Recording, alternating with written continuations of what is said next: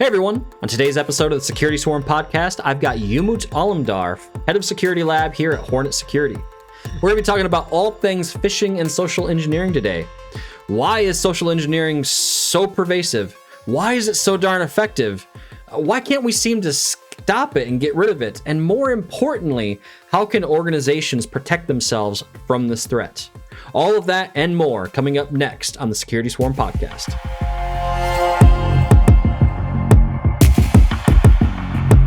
Well, everyone, welcome back for another episode of the Security Swarm podcast, the podcast that brings you the insights and knowledge straight from the security lab here at Hornet Security. As always, I'm your host, Andy Serwich, and with me today is Umut Alamdar. How's it going, Umut? Pretty good, Andy. How are you? Doing good. Hey, I know this is the first time we've had you on the show, so just in case our viewers don't know who you are, can you give us a quick introduction?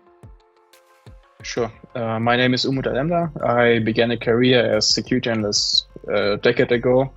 As such, I have expertise in cybersecurity, but I also love to code a lot. Today I manage the security lab at Hornet Security. That's quite the position. I know that just, partially because I report to you, right? But I know that you deal with all kinds of crazy stuff on a daily basis. And so first off, thank you for your time today. I know how busy you are, but at the same time, you bring a lot of knowledge and expertise just based off of your background. And I know what we kind of wanted to talk about today is social engineering, phishing, and spam campaigns really is kind of the crux of the topic. They kind of all go together, right? And these are all issues that have been around for a while, right? I mean, these have been around for years, and it's just one of those things that it just never goes away, right? And I mean, looking at some of the statistics I've got here, phishing continues to be the top method of attack in many cases. We did a report back in, I want to say we released it late November, early December timeframe. Our cybersecurity report, which I'll be sure to link in the show notes for those watching. But it shows that there's a net increase year over year in phishing of roughly 15%. So not only does the problem of phishing remain and persist, but it's getting worse, right? Any thoughts on that, Umut? Yeah, quite simple. You mentioned already. I mean, phishing is very cost effective, but not only cost effective, it's effective. And one of the reasons why it's so effective is the social engineering aspect. The attackers target human vulnerability, and by coming in with the right context at the right time, often these attacks are quite effective in credential harvesting, for example, or through credential harvesting, attackers can also gain access to internal systems at a company, at an organization. And today it's quite, compared to malware distribution, it's quite hard to distribute malware, for example, through emails, because there are already sophisticated systems in place that check email attachments. Obviously, there are also some flaws there today. There are some loopholes that attackers can use, like encrypting attachments and writing the password to decrypt the attachment in the email body. But yeah, phishing really is rising because it's so easy to adapt. It's so easy to send. It can be highly targeted, like spear phishing attacks. Right. Yeah. So the spear phishing kind is definitely a problem, and I know we're going to drill into more of that as we step through the episode today. But I've always heard of phishing as also being a very, I guess what I would call a low skill spray style attack as well too. So if I'm a novice threat actor, right, I can go purchase a list of 1 million email addresses out on the dark web, right, and just send a piece of spam to all of those million addresses. And even if I only have 0.5% success rate, right? That's still probably a pretty decent payday for me, in terms of harvested credentials or, maybe I take those credentials and make inroads into those target environments and drop ransomware in place, right? I mean, there's all kinds of mischief I could get into at that point, right? Mm-hmm. Exactly. And it's quite easy to do. So even a novice can do it today with open source tools like GoFish. And you can even bypass multi-factor authentication with tools like eviljinx, which steal your session cookies.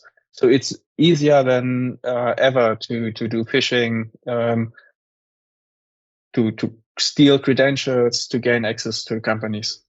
I think you brought up an interesting piece there, and maybe we're gonna have to do a whole episode in the future specifically on this. But I mean, we've been trained in the in the IT space. I've always been more on the infrastructure and operational side, but it's been drilled into us that like username and password are keys to the kingdom, right? But you mentioned the session token, right? And I've seen at least I've seen what looks like an increase in targeting of the session token itself, because ultimately it gets me the same level of access as the username and password would, right? I mean, that's correct. A lot of people, they put so much focus on the username and password that they often don't stop to think about the session token, right? So I'm glad you brought that up. That's interesting. So knowing all this, we kind of talked about, a little bit about what the problem is, how threat actors use phishing and social engineering. I guess the question on a lot of people's minds is like, okay, this has been a problem forever, and we've got all these solutions that help address it, but why is it still so darn effective, right? And I know, at least from where I sit in the industry, the problem is, I don't want to say the problem because it sounds bad, but end users are the weak link, right? I don't want to say end users are the problem. Correct, yeah. I guess maybe there's some people out there that would say end users are the problem, but end users are the weak spot, right? They're just trying to get their job done at the end of the day, or maybe their personal email boxes are being targeted. I don't know. I've seen a real big uptick in like UPS or FedEx style phishing attempts, right? Where like, oh, hey, we're trying to deliver a package to you. Click here to schedule it, right?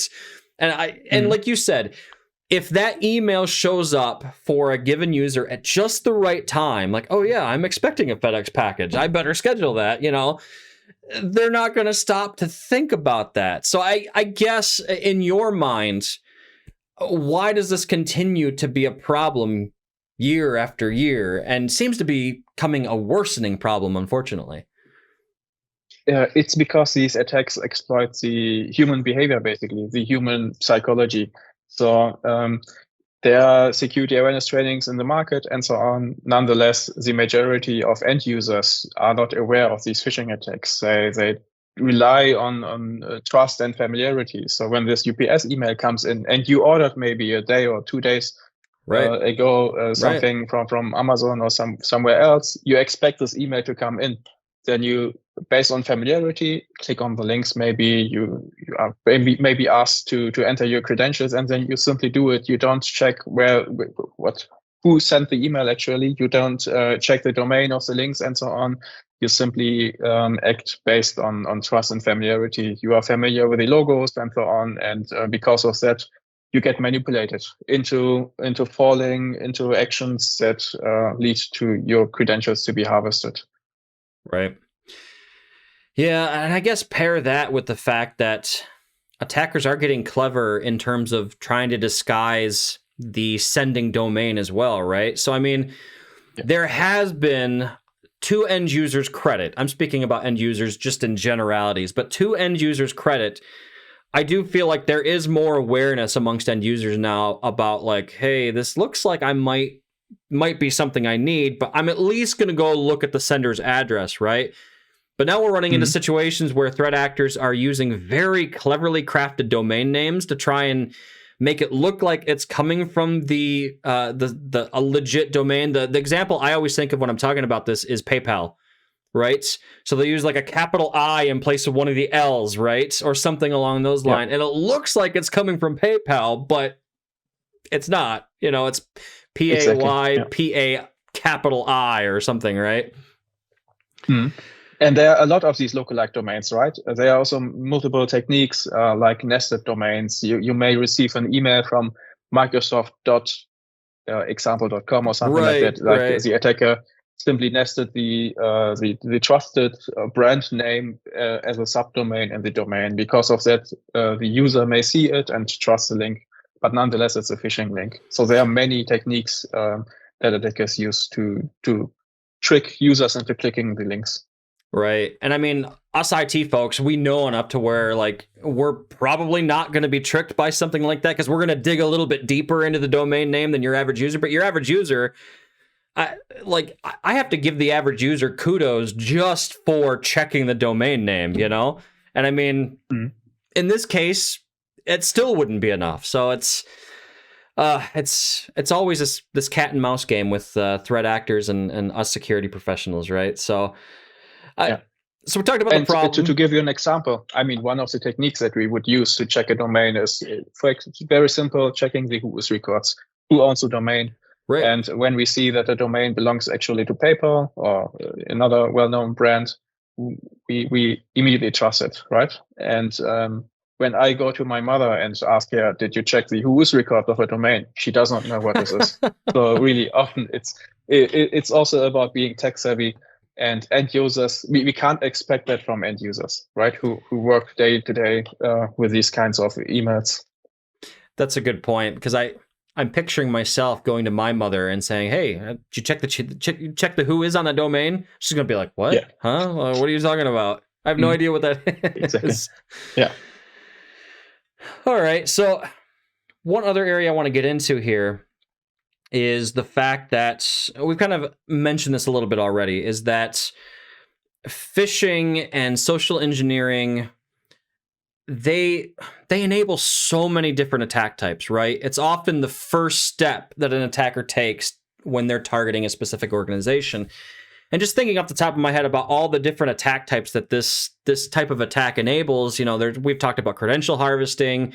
I know payload delivery is a little bit more difficult these days than it used to be, but they still do it. Like Emotet, for example, right, is able to do that. A little bit different animal there, but still delivering a payload, right? I have seen a lot of cases where through phishing, they'll ultimately take control of the target user's mailbox for the purposes of maybe setting up a forwarding rule of some sort so they can siphon out information from the organization, maybe trade secrets or financial information. Am I missing any? I know that's probably the top three that come to mind for me, but maybe there's a few more that you can think of. Oh, you mean regarding bypassing security measures, or how the phishing email? Either that, or just okay. I guess what other types of attacks might phishing enable? Like, are there other, obviously there's one very, very complex trick that attackers use. It's about stealing message bodies from the inbox of a victim. So imagine that you fall victim, someone phished your credentials or your session cookies, and that person has access to your email inbox. That person is capable of reading all your messages. What the attackers nowadays also do is they steal your messages and reuse it in phishing campaigns. So they also have access to your address book. They may simply take one email that you sent to another specific person and use that email, forwarding their individual text to that person. So maybe you received an invoice from someone and they simply forge a response to that email and include a link so that the target clicks on the link. And again, the attackers rely on familiarity and trust in that case, because the user who receives the email from your inbox will get to see that they actually sent this email to you. And for them, this would appear like a legit response to the email, but it also includes a link or maybe even a payload that the user can click. We label this as conversation hijacking. That's a good point. That actually reminds me of an attack I read about. Boy, this would probably be 4, 5, 6 months ago now, where I think Facebook was actually the target. And basically a threat actor had figured out who it was at Facebook that handles accounts payable. And they injected themselves into a conversation with an outside vendor, and they were posing as the outside vendor who was supposed to be getting paid by Facebook. And they said, hey, we we changed our payment information. This is the account you need to wire the funds to now, right? And like the person at Facebook, again, I think it was Facebook. Don't quote me on that. But you know, they did the finance folks didn't even question it. They're like, oh, okay, this looks like the person that we've been doing business with, sure. And I if an organization like Facebook, with all of its limitless resources, falls prey to an attack like that, it's no wonder that style of attack happens to other organizations, right? True. And besides conversation hijacking, obviously nowadays we have the trend that many logins go towards single sign-on, and by having access to one email box, you can basically also iterate through the emails, determine which services a user uses, and then try to log into these services also through single sign-on. But obviously, you could also do a very simple trick by requesting password resets for these services. Through access to the mailbox, you can reset the password anyway. Nonetheless, the single sign-on approach is quite silent, and the user will not get to notice it.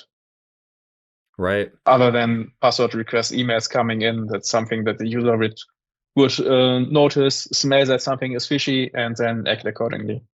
Yeah, so in that situation, the threat actor has probably been there and is gone before anyone even realizes something happened.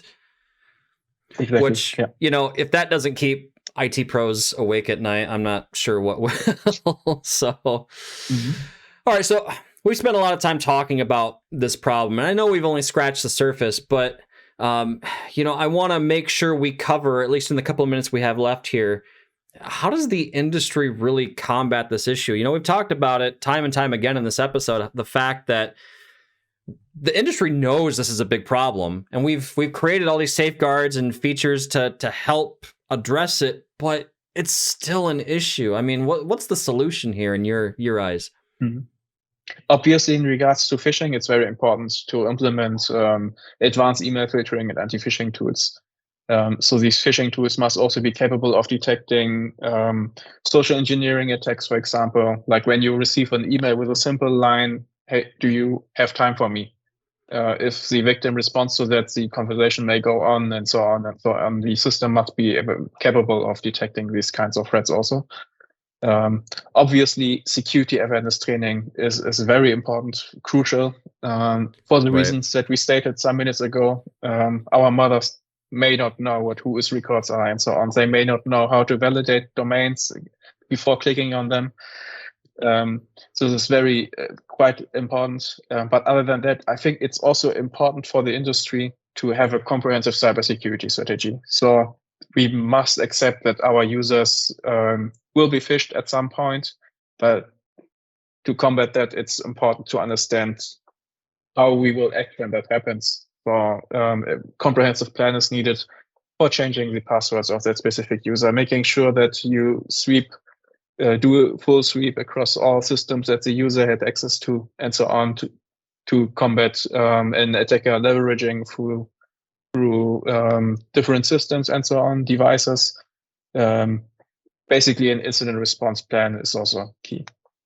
So multiple tiers of security features and strategies, which, you know, that's kind of the route that I keep hearing from security professionals in the industry for a while now. You know, multiple layers with the assumption that maybe one of them might get bypassed and it'll be picked up by one of the other layers you put in place. So, and I'm glad you mentioned end user security awareness training, because you know, you hear about that a lot in terms of phishing, which is what we're talking about in this episode.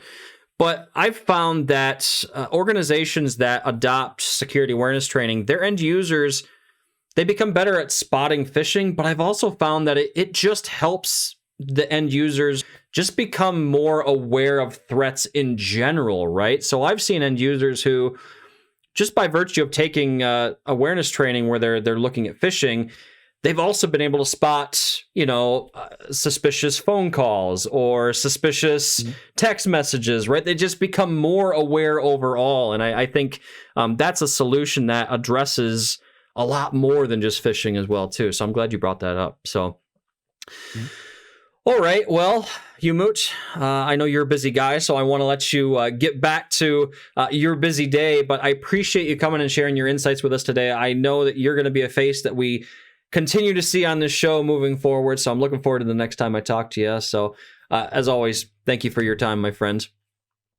And then, You're welcome, Andy. Thank you for having me. Definitely. And all of you watching, thanks for tuning in for another episode of the Security Swarm podcast. We love having you here. If you found value in this episode, be sure to, as they say, smash that like button and subscribe to the podcast.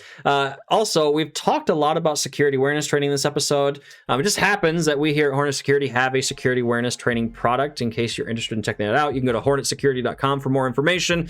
I'll put a link to the security awareness stuff in the episode notes as well. Other than that, stay safe out there. Hope to see you again for a future episode of the podcast. Have a good one.